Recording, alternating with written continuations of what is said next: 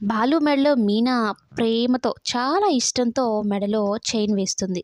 అయితే బాలు ఎటకారంగా ఏం మాట్లాడతాడంటే, "ఇదిగో ఈ చైన్ కూడా మీ అక్క చూపుల్లానే నన్ను గిచ్చుతూ, గుచ్చుతూ ఉంది" అనైతే చెప్తూ ఉంటే, బావ చాలా సరదా మనిషి అని సుమతి, అలాగే పార్వతి నవ్వుకుంటూ ఉంటారు.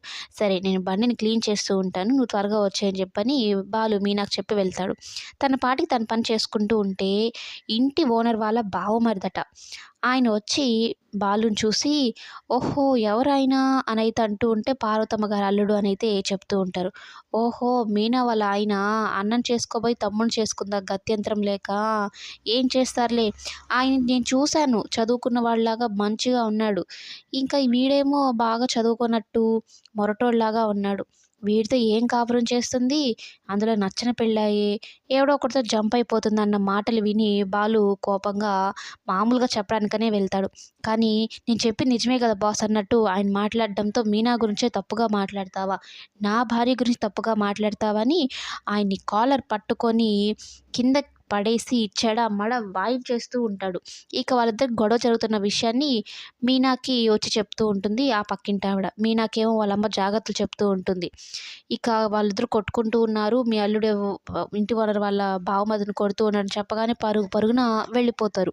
వెళ్ళి అందరూ అడ్డు తీయాలని చూస్తున్నా కూడా బాలు అస్సలు ఊరుకోడు. "నా భార్యనే అంటావా? ఎన్ని గుండెలురా నీకు" అనైతే చెప్తూ ఇంటి ఓనర్ వాళ్ళ బావమరిదిని అందరిని కొట్టేస్తాడు. మీనా బాలు ప్రవర్తన చూసి కోపమైపోతుంది. ఫస్ట్‌లో ఎలా ఉన్నాడో Balu same as it is ఇలానే ఉన్నాడు. ఏం మారలేదు. మందు తాగుతాడు లేదంటే మందిని కొడతాడు అన్నట్టు మీనా కోపంగా అక్కడి నుంచి వెళ్ళిపోతుంది. ఇప్పుడిప్పుడే మనసు మార్చుకొని బాలు మీద ప్రేమ, ఇష్టాన్ని పెంచుకుంటున్న మీనాకి బాలు ప్రవర్తన చూసి వెళ్ళిపోతుంది. అసలక్కడ ఏం జరిగింది అనేది కూడా ఆలోచించదు. బాలు కేవలం కొట్టాడనే దాని గురించే ఇంట్లో వాళ్ళతో గొడవ పెట్టుకుంటూ ఉంటుంది. ఇక బాలుకేమో కోపం వచ్చి, "ఏయ్ పూలగంప నేను వెళ్తున్నాను. నువ్వొస్తావా? రావా?" అన్నట్టు రంకెలేస్తూ ఉంటాడు. మీనాకేమో చెప్పాల్సిన జాగ్రత్తలని చెప్పి, "ఇవన్నీ నువ్వు పట్టించుకోవద్దమ్మా. నీ కాపురం గురించి నువ్వు చూసుకో. పుట్టినిల్లు ఎప్పుడు చుట్టంలాగా వచ్చిపోవాలి అంతే కానీ" అనైతే చెప్తూ, ఇక్కడ ఇంటి ఓనర్ గురించి వాటిలన్నిటి గురించి మేము ఆలోచించుకుంటాంలే, నీకేం అవసరం లేదనేది చెప్పి బాలుతో మీనాని పంపిస్తారు. మీనా మాత్రం చాలా కోపంగా ఉంటుంది.